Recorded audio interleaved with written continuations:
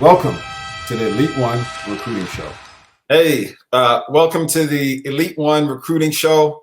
My co-host Kayla Davis, Richard Stewart. We're excited today. We got a power couple in women's basketball. Coach Willie McCray and his wife Layla McCray. Willie's just a pioneer in the game on all levels. But we connected in women's semi-professional basketball. And where he's done some incredible things, running leagues and tour teams and you name it. And then Layla is a veteran that still plays to this day. And I've been on the other side of it where she's destroyed our team, single-handedly destroyed our teams, and ended our run at national championships. In the women's semi-pro game. And so she's been breaking hearts for a long time and kicking butt as a women's professional basketball player.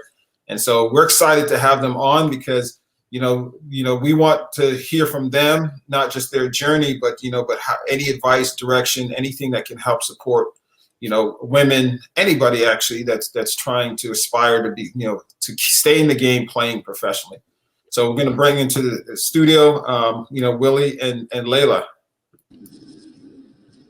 Hey guys. Thanks for having us. Hey, good morning. All right, excited to have you. So, obviously I'm familiar with both of you in different capacities, but my hosts aren't, and some of our guests, because we have a large following in Canada. That's where we're based out of. So, maybe we can start by having each one of you, tell us your story and tell us more about you. Okay. I am originally from Switzerland, so it took me a little longer than some other players that are already here in the States to get over here or be here and establish some kind of recognition. But long story short, I went through college and was looking for some kind of higher level to play. And that was kind of hard to find because here in the States, you either have college and then WNBA. But since I took a little different path, it came in really handy for the WBCBL to be around, which I'm sure he's going to get into a little later. So I played in his league for a little bit and then ended up signing on for the NWBL, which was a professional league. And I ended up playing for the Colorado Chill for a season, and then afterwards I went to Spain overseas D1, and I came back and continued training here, and then ended up meeting Lisa Leslie and signed a training camp contract for the LA Sparks. Trained there for about 8 weeks. Everything looked really good. I got good feedback from everyone, Coach Cooper, Lisa. But then the first day of training camp, I hurt my back. No. Basically, how my path ended in a indirectly. So I'm saying this to say you just literally have to fight for your dream because nobody's just going to hand it to you. So I went through rehab and I went overseas and after that I just came back here and just continued playing for the WBCBL, and it just kept me in shape, and that basically opened opportunities to play in other countries. So between then, I was in Japan, I was in Colombia just recently, and you just got to stay in shape and keep your priorities straight, I guess. Absolutely. Willie, I don't know. We need a whole 30-minute segment. If I can cut it short, you can do. I don't know if you can condense it or not, if it's possible. I think I got a microwave version handy. For the most part, my sports career started kind of by way of chance and situations, and in a nutshell, some bad decision making. My younger years, I was at a point where growing up, we really didn't get that many opportunities to play. Of course, we always enjoyed playing sports and love playing sports. In high school, I messed around, got in some trouble, and the judge gave me an ultimatum. He was like, "You can stay here and get in trouble again, and and get in some serious trouble, or you can go to school." I was like, "I think I like the school option a little bit better." So I ended up getting a scholarship to University of Arkansas Monticello.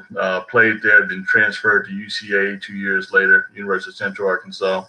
Left there early in pursuit of playing professional football, whereas originally when I went to school at UAM, University of Arkansas Monticello, I was three sport athletes. Played football, basketball, and track. So when played football, arena ball, spring league, there's so many different leagues that were going on back then, couldn't keep up with them. Unfortunately, none of them even exist still today. But from there, got back to my love of basketball, moved to Dallas, and the basketball scene was not very lively there because Texas was a football state. So I decided to make that change. And in doing so, I started a club team called the Dallas Diesel. Got off to a pretty good start. It was basically comprised of former college players, and we would do exhibition games against local teams, minor league teams, and college teams. We ended up having the guy, the GoPro. We put up one of those freebie websites, and that got a lot of international attention real quick. So we started getting calls from all over the world from teams looking for players, which was just kind of mind blowing to me at the time because my idea was having somewhere to play locally. Mm-hmm. So after that, we started a women's program. The women's program just exploded. Went from one team to 2 to 5 to 10 to 20 to 50 nationwide. Wow. That's where the WBCBL came in at, with our local team being so successful and us not having the players to fill all those requests for international teams. That's when we branched out and started the Women's Wheelchair Basketball League. And doing that, we would host the tryouts in the early years. We literally would not have enough room in the gym for all the players. Wow. Pretty crazy. And I remember during the first orientation of one and seeing all these people and all these players, I'm like, y'all do know you're not getting paid for this, right? I was like, we don't care. We just want to play. I was like, they don't have basketball where y'all from? It was crazy. I mean, we had people from Japan, from France, from Seattle, from just all over the world flying to Dallas, Texas to play.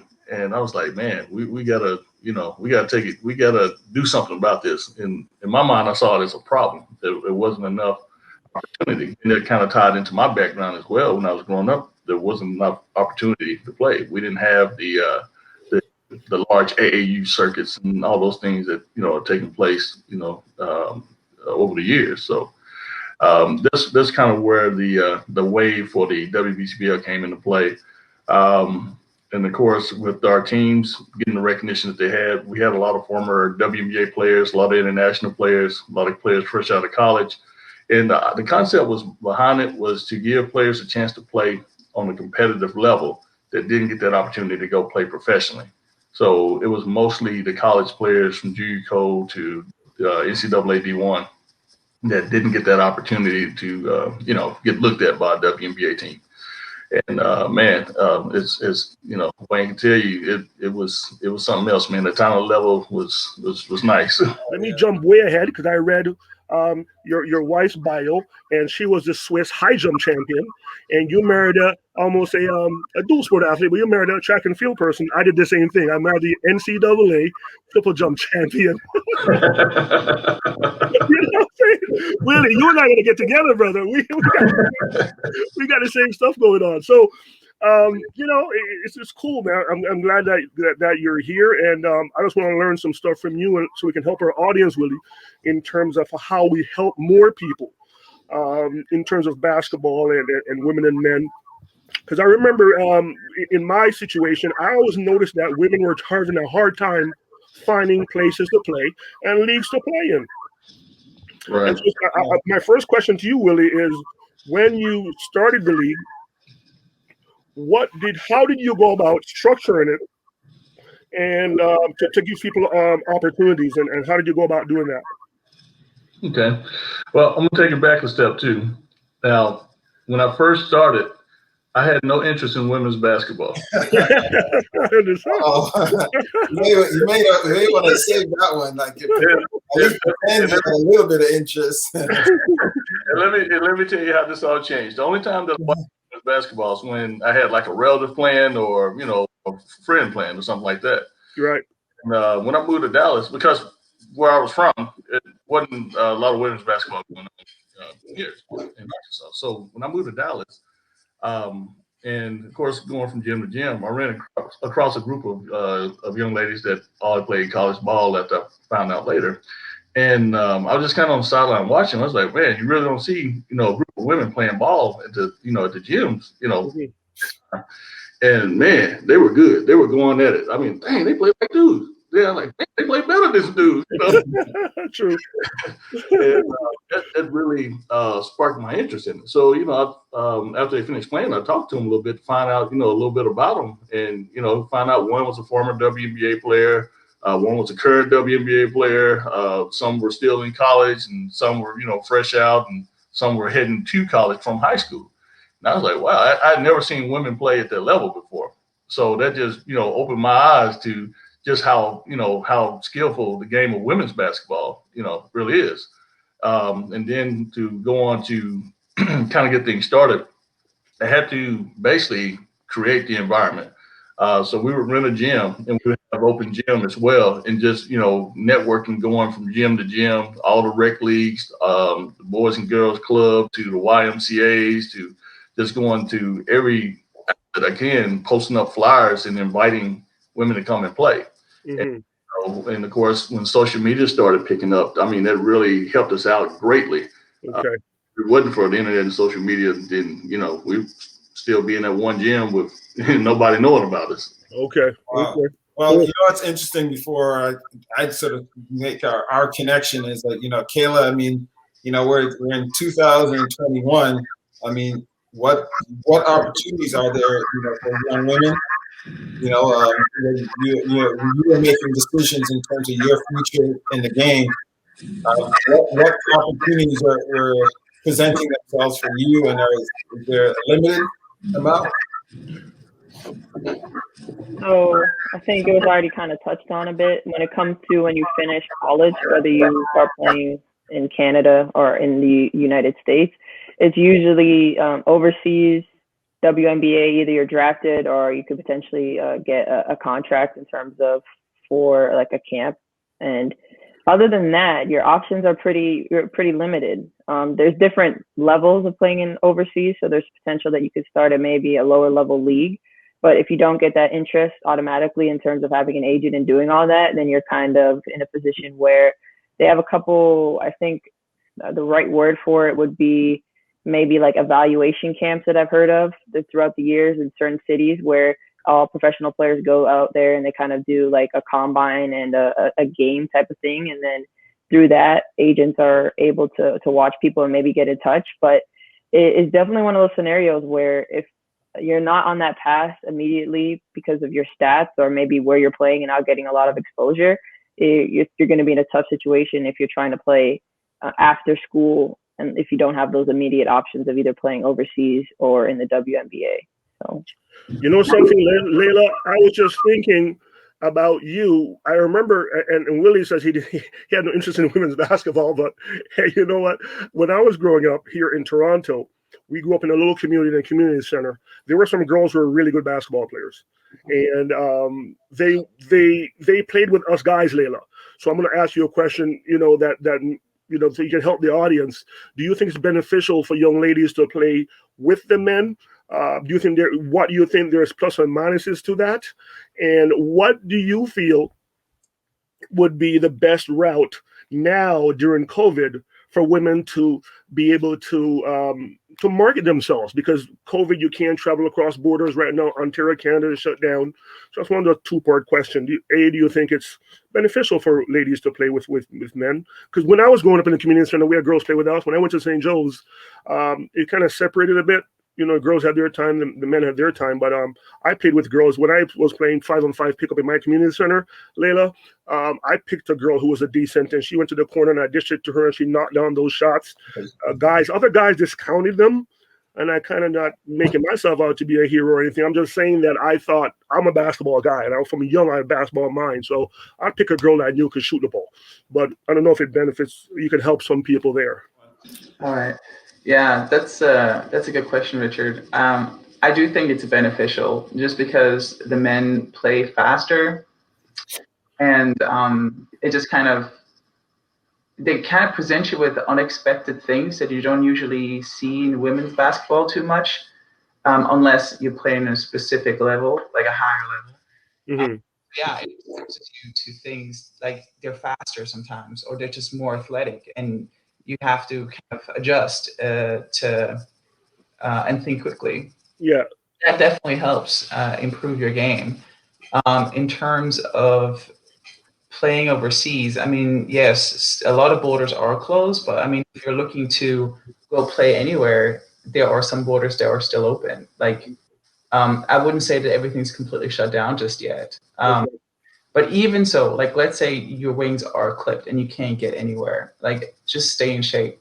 Like, and I mean, some gyms I know, like here, for example, you can rent a gym and just play, like, and without a mask on, actually. Like, the people on the sideline have to wear a mask, but the players who play don't have to wear a mask. But I also know, like, in Spain, when they play, they all have masks on during gameplay. So I guess it just depends on how careful you want to be. Like, I would recommend playing with a mask on. They now have these little plastic cups that you can put underneath the mask that will prevent the mask from sticking to you when you inhale. Oh, nice. I didn't know that. Okay. That can help a lot. Okay. Yeah, just stay in shape and just still kind of advertise yourself, put yourself on YouTube, do drills, just, yeah, because you never know when an opportunity comes. One of the big things that I hear you saying is really that, preparation meeting opportunity. And right now, COVID, I think, is that, is the definition of that. A lot of people are getting discouraged because it's hard to find gyms, and they feel like opportunities are slipping away from them. If you can stay in shape in your own home, and whatever you can do within the limitations that you have.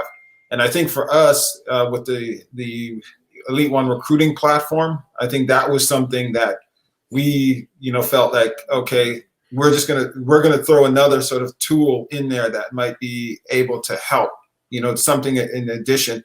And Willie is one of the first people I reached out to when I was getting ready to start this platform. And just because we're on the topic, what are your thoughts on a recruiting platform, to help women at that level?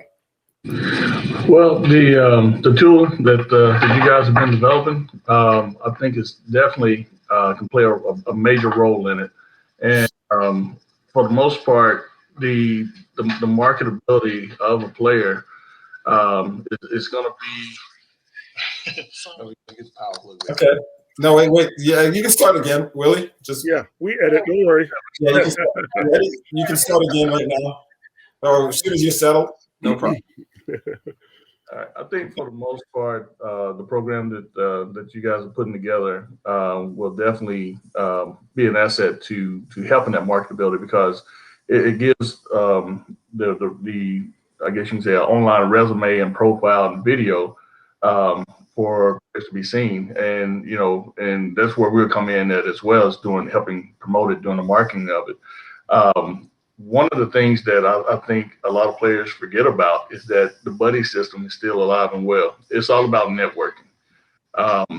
Even if you don't know a coach or team owner or general manager or anybody like that, chances are you do know a player that has played professionally somewhere. And it'll be good for players to contact those players to reach out saying, hey, I still want to play. I've been working out, keeping in shape. Here's my link. Here's my bio. Can you give this to somebody else that might be looking for a player or that coaches a team or that plays on another team? And, keeping your passport ready. And like my wife said, staying in shape and being ready for that call so that when it comes that you can up and go without having this, having any delays or anything. I'd like to ask Layla a question if she can hear me, Wayne. Yeah.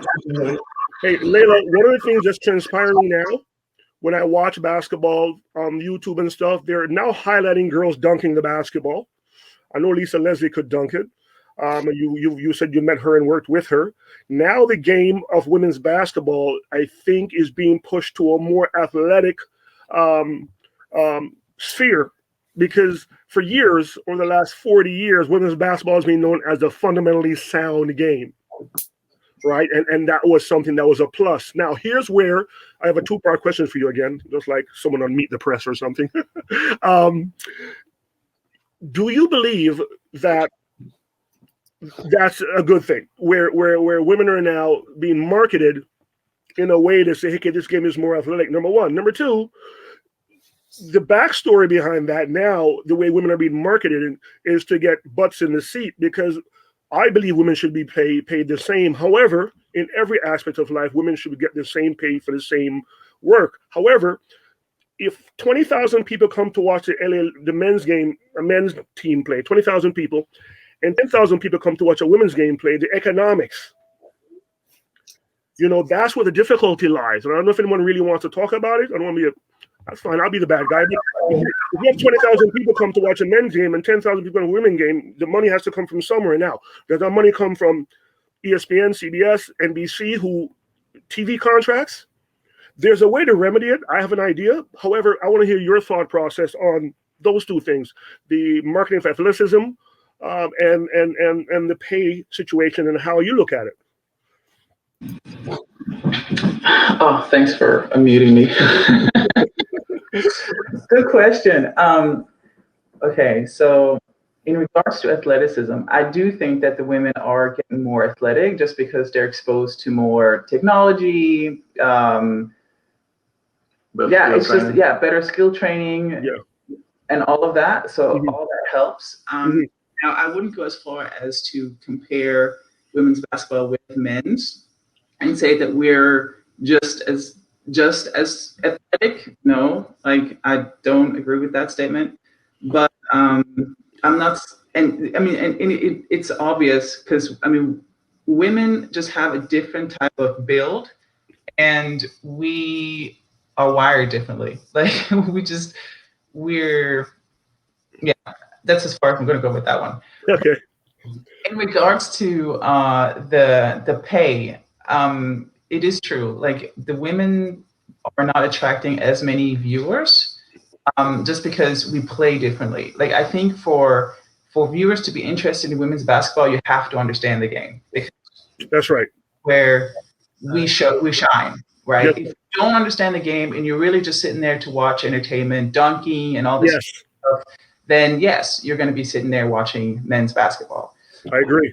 Yeah. Now, in regards to the money, I played for the Colorado Chill, and I noticed that particular league, the NWBL, actually folded. And it folded because they were trying to play in large arenas. And I'm not quite sure why.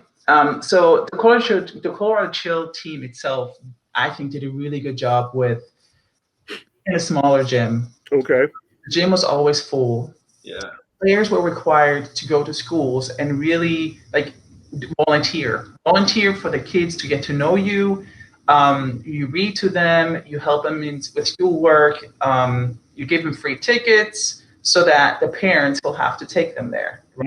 Marketing. Okay. We would then entertain the kids at halftime show. They can come down to the floor and dance or something like that. And we would have we would then sign at the end of the game, right? Mm-hmm. We cater to the kids. Yes. The parents are the ones who have to take them there. And that worked out really well, I think. But like say WNBA, they don't necessarily cater to the community as much as they should to really get the spectators out there. I think they're really still trying to mimic the NBA type marketing where they say, "Oh, we have this player." Okay, that's all good and great, but again, like if you don't really know much about basketball, you're gonna tend to watch more men's than women. You just, I agree. That's excellent, and I appreciate that because one of the things that very few people even know, and just even with my co-hosts here, Kayla and Richard, I don't even think they ever heard of the Lady Elite Ones, the Toronto Lady Elite Ones semi-pro team. No. Kayla, you ever heard of it? A Facebook page. You had a Facebook page, I think, for them. Yeah, I saw. I had no idea. I heard of it. Yeah, and the thing about it is and it's one thing to even hear about it, but when we started it, I met Willie by accident, and the idea behind it was like, why isn't there any place for women to play? I was already running a national high school all-star game, and it was the first of its kind that it called the All Canada Classic, and it was the first of kind where men and the boys and the girls shared the same stage, and the ideas behind that is what sort of led to looking for the women's semi-pro opportunity. Because when I put the girls game with the boys game, the first thing everybody said was, you know what, you're just going to ruin the game. You're going to ruin the event because now you added the girls as like the undercard event, and now people are going to have to sit there for longer, and they got to sit through this girls game to get to the boys game. And a lot of people were very negative about it. Kayla played in the event, and by the time Kayla played, I mean, it was just a normal thing. The girls played, the boys played next, and because of the women that were there before, and us sort of pairing the two of them, it actually brought fans in that normally would not have watched women's basketball games. So it actually didn't hurt. It actually helped because it exposed people to the women's game that they were just either being ignorant and didn't want to pay attention to it. And it created a new fan base. And then on top of that, you add the fact that these women put on incredible games. We had double, triple overtime all-star games from the women. And the thing about that was the men, the boys game, you had these arrogant, I don't want to say arrogant, but these sort of you can say it. They weren't playing hard. Like everything was like, like it was all about them. And the girls came in, and they came in for looking for blood. Yeah. And so actually, from a competitive standpoint, the girls are more competitive. Yeah, and then the other thing now, when we decided to get that carried over into the running the Lady Elite Ones to try and continue the opportunities, realized that we couldn't market the same way, and we had some incredible women that played on the Lady Elite Ones, Alicia Tatum, Tamara Tatum, Wumi Agambiade, and we had Stephanie Skirba. These were some of the top women, and that in Canada that were playing on the Lady Elite Ones, but that wasn't going to put bodies in the gym. Mm-hmm. But like you're saying, Layla, but the community that trying to create a community base or hub around the team. Yes. That's what was putting bodies in. And I noticed like you said, with the WNBA, it's like you're trying to make it apples to apples, and you know what, Wayne, guys, what Layla was saying, they tried Butch Carter, who was the Toronto Raptors coach, guys. I got a chance to speak with him, know him, because my son wanted to play in the league, so I called him. When my son got into that Canadian basketball league, that's what they did. His league, every team goes out into the community and speaks to kids and garners, sponsorship from Submarine, Mr. Subs and stuff, all kinds of stuff like that. But Wayne, Butch Carter tried to do that with his basketball to bring that type of element to it, that marketing aspect, to draw families into the game. Willie, you know what? I have a last question for you, sir. You know what? Again, it stuck in my mind the way you grew up because, you know, the last thing before I came to Canada, my grandmother says, make sure you go to church. And I remember that, you know. So I want you to talk about that part of you in terms of faith and how do you, you know, teach young people, because young people want stuff now and they don't understand the long view and that faith and the work ethic that Layla is talking about and what Kayla had to go through with her injury, all that stuff. If you rely on your faith, you know, things will work out in the long run. So maybe you can touch on that, sir. And the other part I want you to touch on, Willie, is like, you know, what is it like to be married to someone who plays basketball on that level and has to travel? And that distance and stuff, and maybe that'll help some people get out here. I'm Oprah now. I'm in the Oprah chair. Well, just touching on both, being raised with that old school rearing, it was one of those situations where Keep turning back on this. church, or you get a whooping and still get ready for church. Yeah. So, Yeah. you know, it was definitely a forced thing growing up. Okay.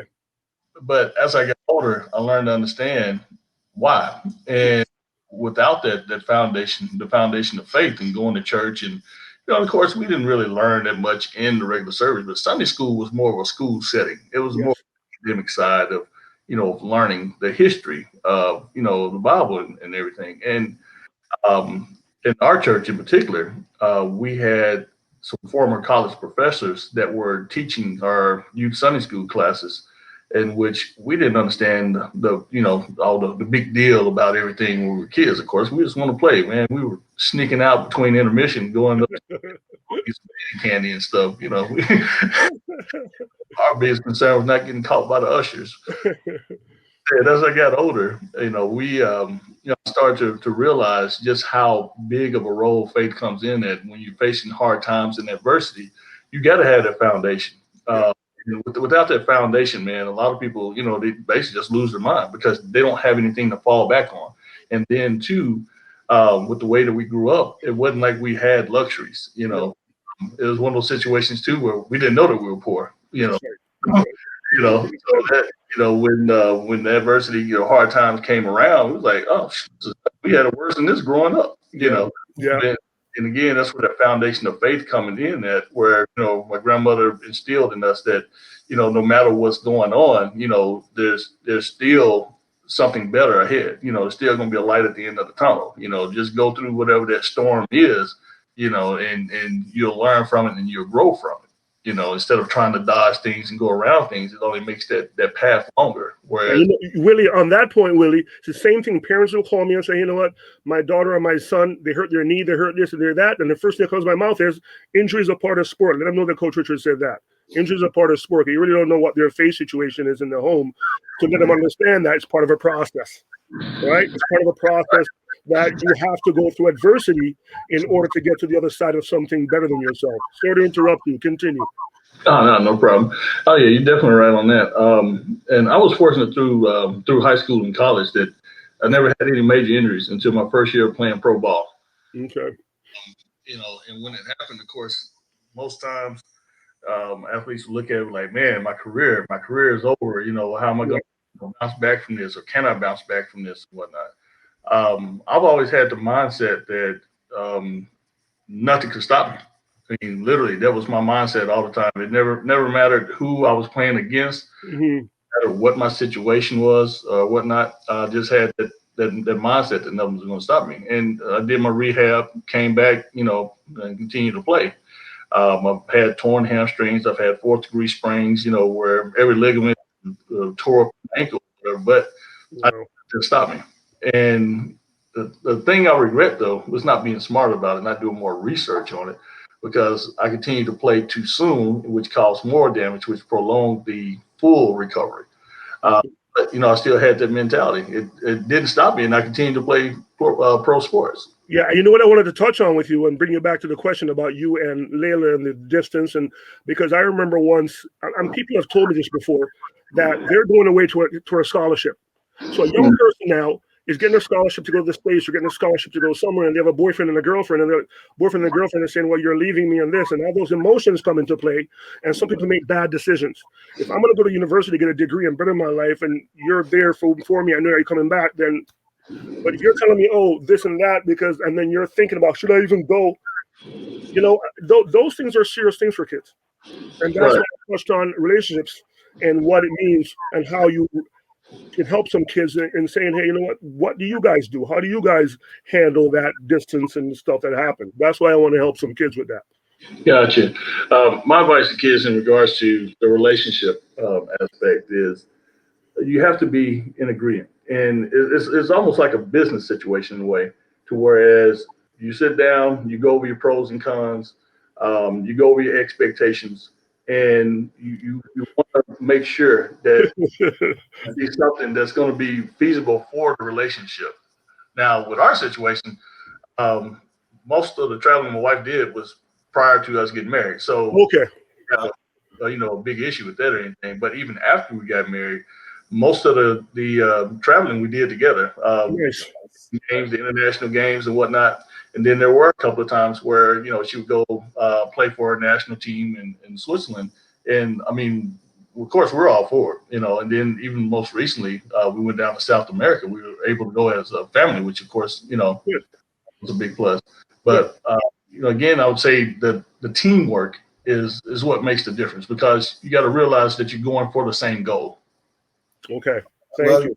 Well, I got a couple things as well too, and I think I think women's semi-pro basketball, because I'm not sure if anybody read it, but I read that there's in the Maritimes here in Canada, there's supposed to be a women's semi-pro league started just for like New Brunswick and Nova Scotia, so out east.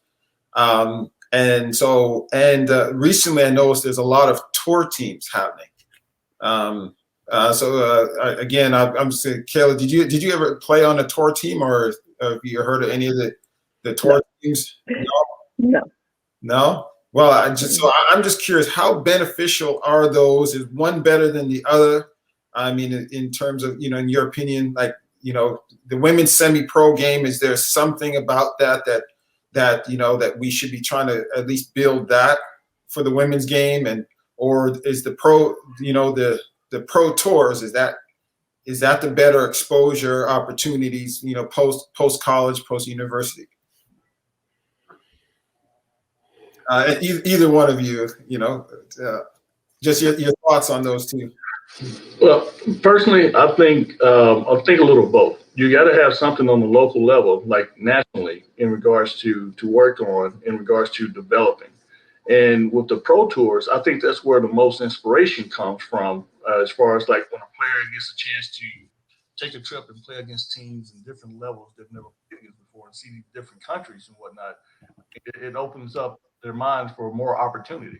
Oh man, of course, when we were growing up, we didn't have that opportunity, but now it's like, wow, I can go here and play, and I don't necessarily have to leave my job or leave my career per se, but I can go do a tour, take a leave of absence or take a vacation and go do a tour for a week or two, and come back and pick up where I left off.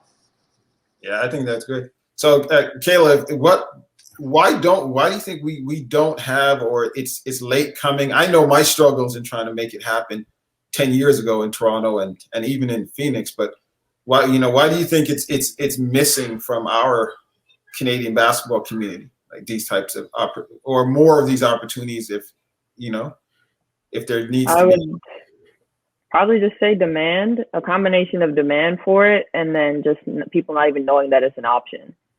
And if there's not a demand, like people are asking the higher ups about it, then they're not going to think about it. And then just not even like, I don't even think people would know that that's something that could be an option, because we've never really done it.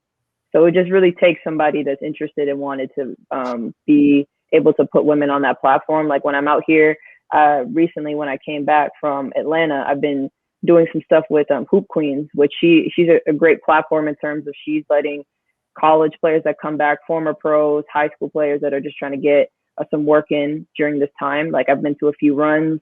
She does events and things like that. So that's an example of somebody that's, every year I've come back, I've always been to the gym in terms of going to LA Fitness and just playing in runs. There was no female-led kind of let's get back in the gym when we have high school, college, and pro players here. And even if it's not a league, it's just at least the starting steps of having women in this like platform. And then from that, I think that stems like, hey, why don't we do this on a more consistent basis? And what can we look into in terms of avenues? So I would say there's murmurs now, but again, it was just a demand of interest and knowing that there's a possibility for something like that to happen. Yeah, that is true. Well, I want to bring something to Richard and and Willie. Years ago, when I was coming up, the women's teams and local women's tournaments and men's tournaments were like that was the thing in the summertime. And you had these dominant men's and women's teams that like we had Lady Flight and there's these teams that were where in the summertime, especially like these black tournaments, where you had these women's teams and organizations that they just dominated. You knew who the women were, and younger women aspired to play on those teams, and that was the culture. And so I watched that sort of die out, and I've noticed that we don't really have that anymore. These, if you notice that, like just these clubs, these women's dominant women's clubs that are they just play. They had nothing to do with semi-pro or tour, but they were just always there. I don't know. Do you notice that there's a shift in that doesn't really seem to exist anymore? At least not up here. No, I don't hear of it anymore. I know that during the summertime growing up here in Toronto, these huge tournaments, the Westview tournament was a famous tournament in Toronto, in the west part of our city, and people from Montreal and all parts of Canada will come and just high level, above the rim type of basketball, exciting stuff. The women's game here was vibrant as well. Plenty of women who went on to play in universities and such all across Canada.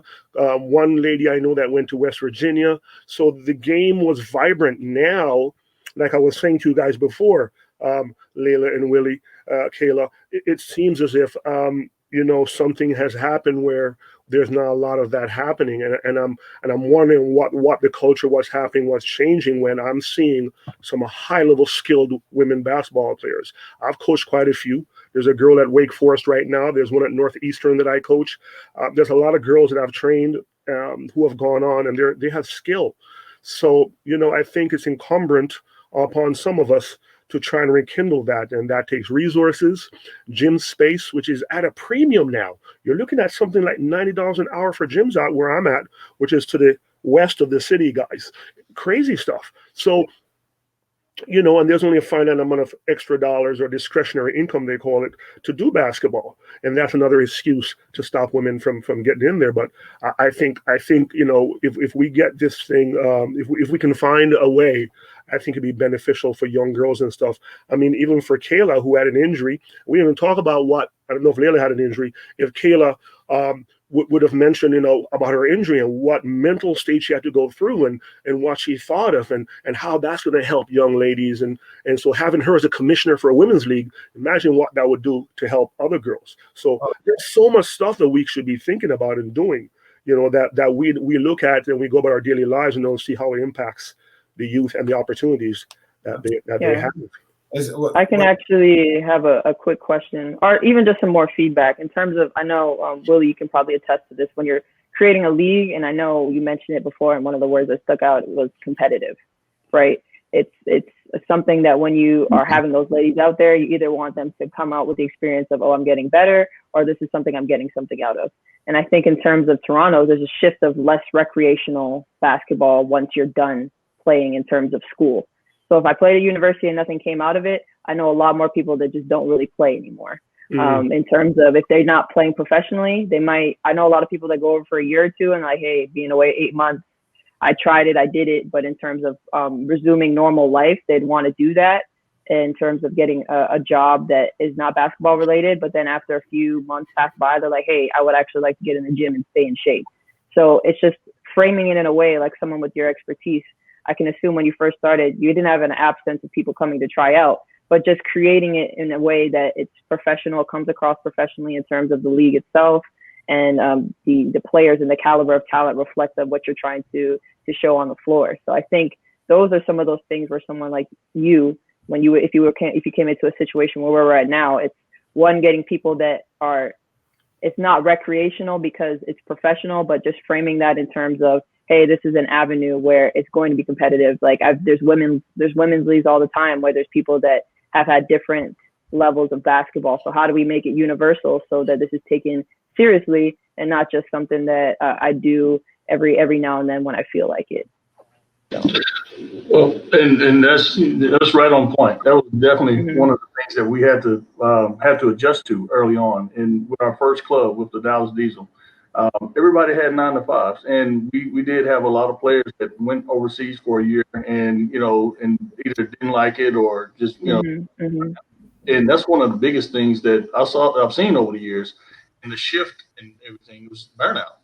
Because, say, for example, if you have a kid that starts playing when they're in 5th, 6th grade and they play all the way through, through regular school and then go on and play in college, between, them having to think about their futures in basketball may or may not be their way of producing the income or the sustainable income, then, of course, they went to school for not just basketball. They're looking, to go into a career field for the most part.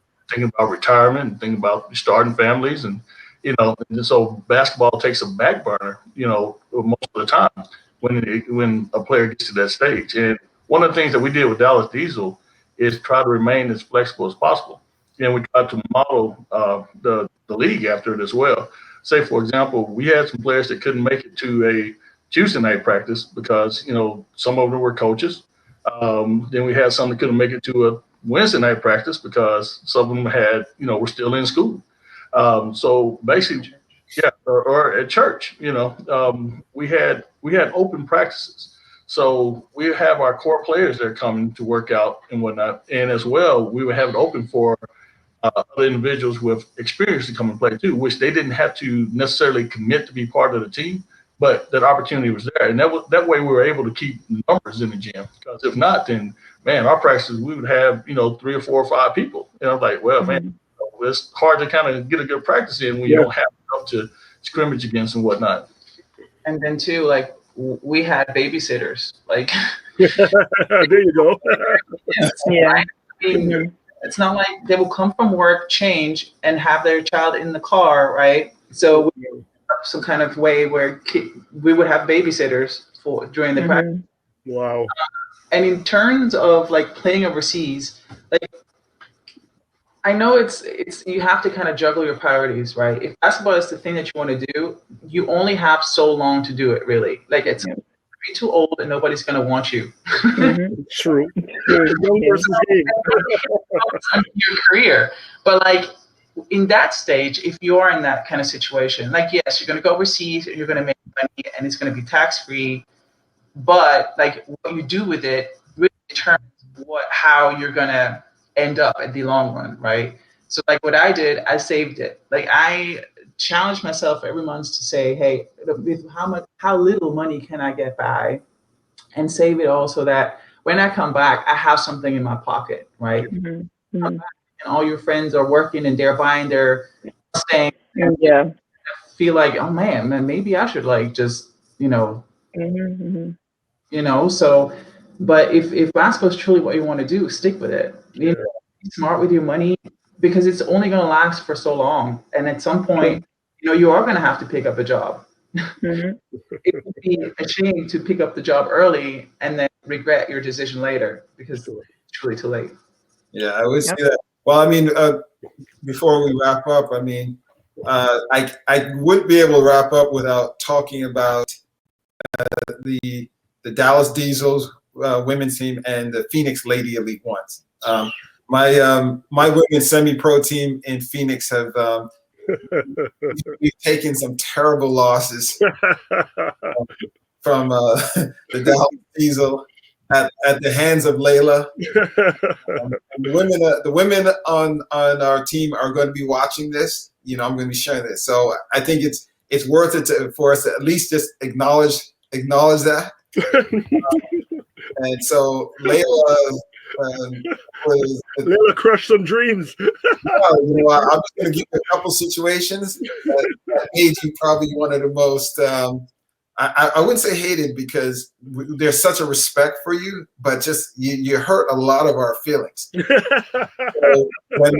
the first time, Dallas came to Phoenix and we played at that church gym, and I kept telling them about you, that they didn't know about you. I said, I'm telling you, don't sleep on her. You can do it all. She can shoot threes, she can go to basket. And so she single-handedly dismantled us that time. And then we went out to Dallas.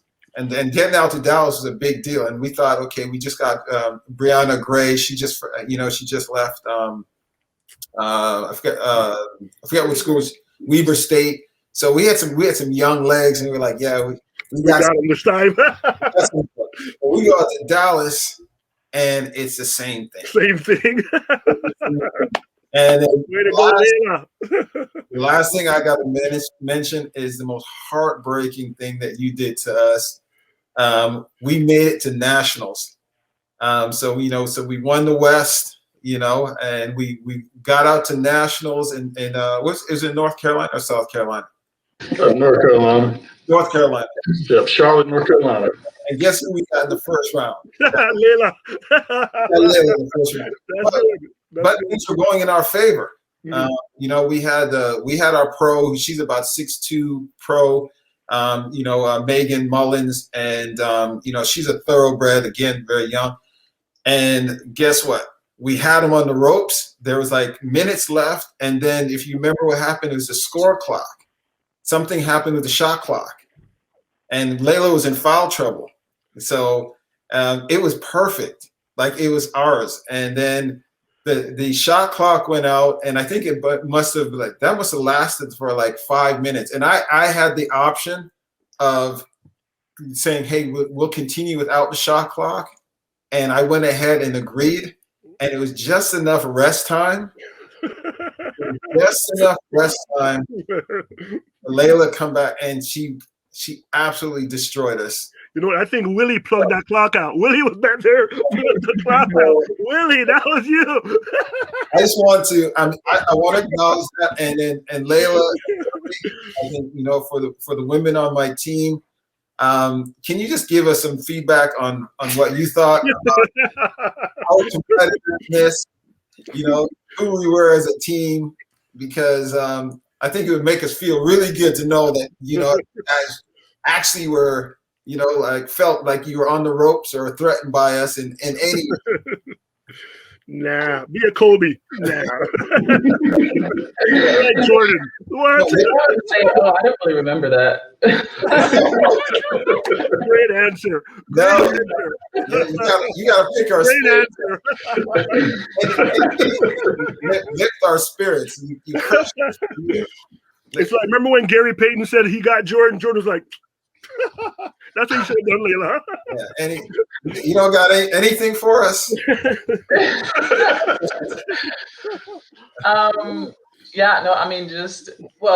We have a very experienced team. So and you just can't, it's difficult to beat that. So even if you have, athletic or a good score, but there are ways to kind of interrupt the flow of a team. But if the teams experience like the Diesel are,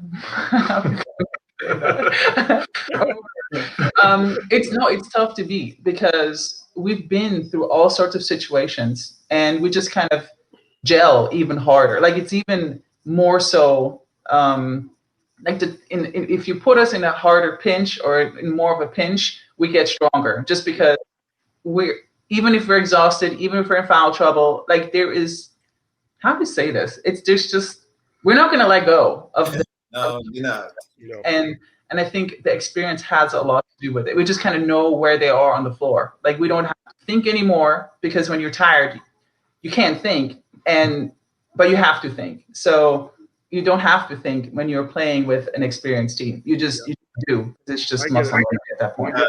I agree with that, and we appreciate it. I'm telling you that Unfortunately, but fortunately, we didn't have to go through you the following year and made it all the way to the national championship and lost a tough one in Kansas. Yeah, we lost in Kansas in the national championship, but we didn't have to go through you guys to get there. But I think we learned a lot, especially, we raised all that money to go to North Carolina for a one and done. We were hurt. We were hurt. Yeah, but thank you for everything that that we learned competing against you, and Willie, thank you for the opportunity. Like I said, I've been part of what you've been doing for many, many years, and I can tell you from the women that I've coached, we are very grateful, because right now the Women's Blue Chip Basketball League doesn't exist anymore, and we're struggling. We're struggling to find that type of experience again. It hasn't been the same. So we appreciate all that both of you have contributed to women's basketball, and we're hoping that definitely out of this, there's some things that we'll be able to help. And for my co-hosts, any last things for them so we can? You can go first, Kayla. Oh, thank you. I appreciate you guys giving some more insight in terms of different opportunities for women to pursue once they're done playing, or even to think about while they are still playing, because a lot of people definitely are in the position where when you spend so much time playing a sport that it's hard to just be like, hey, I'm not going to do that anymore. You itch to continue to play, and just giving valuable insight into how we could potentially adapt some of those things once our restrictions are a little bit more dialed down in Canada in terms of gym time and who can be in there. But once things open up, different avenues and ways we could potentially bring something similar into our infrastructure when it comes to basketball. So I just appreciate the feedback. And from my end, Willie and Layla, thank you both for what you've done for basketball in general, and much success to both of you in the future. Thank you for being on the show. You've helped a lot of people. The information you've shared has absolutely helped myself, and I'll pass it on to young people as well. Thank you so much. God bless you both. Yes. And then anything else for the future? Anything, any teasers, some things you guys got coming up that you like to share? Anything? Well, we got a couple ideas floating around. As a matter of fact, a friend of ours, Coach Rojas, he coaches, I think at Florida Atlantic University. Well, he's from Mexico. He's putting together. We're working with him to put together a invitational tournament in Mexico. Oh, okay. Hopefully, we'll have details for it pretty soon. As well as a friend of ours, Patrick Pellerin out of Houston. He has an organization in South America and is looking to put together a couple of events as well. And even here in the great state of Arkansas, we're in the process of putting some things together to host some events. Of course, we hadn't ran a team of our own in a while. We still have our diesel club in Dallas, and they're just kind of playing locally until this whole pandemic thing dies down. But we're definitely looking forward to getting back on the court more. Of course, I miss coaching and playing. Layla misses playing. And Okay. So, what do you think about a tour team? Hooking up with Willie and either doing a tour team or bring a team down there to Arkansas.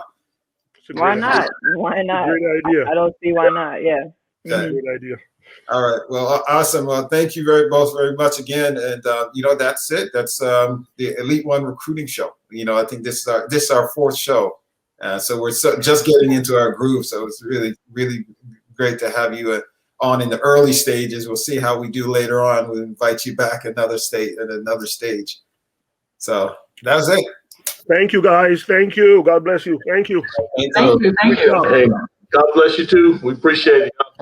Man, this is gonna re-inspire me. There's one thing that we should have touched on too, and that's the business side for players. Once you go ahead, I'm gonna isolate you on the screen, and we can add that in. So you can go ahead and share and anything you want about that. Okay. One of the very, very important things I want to add is for any player, for all players. Never forget that you have a business side that you have to tend to. In sports, as much fun as we have, it still is a business. And you want to make sure that you're positioning yourself to where your money can work for you and you're not necessarily having to constantly look for jobs. You want to make sure you're doing as much networking as possible, rub as many elbows as possible to get to know, the ins and outs and the people on different level, so that, you may have a business opportunity that come about in many different ways. So definitely keep that perspective in mind. You're only going to be able to play for so long. You're going to be able to, do business for as long as you know how to do business. And a wise man once told me that you can make more money with your head than with your hands. So, keep that in mind. I recommend taking some business classes, business management, personal budgeting, just to stay on top of that thing. Business math is another good one to take. And just keep your eyes and ears open for those opportunities to grow your brand as far as being a player, but at the same time, being able to transfer that into money-making opportunities for when your playing days are done.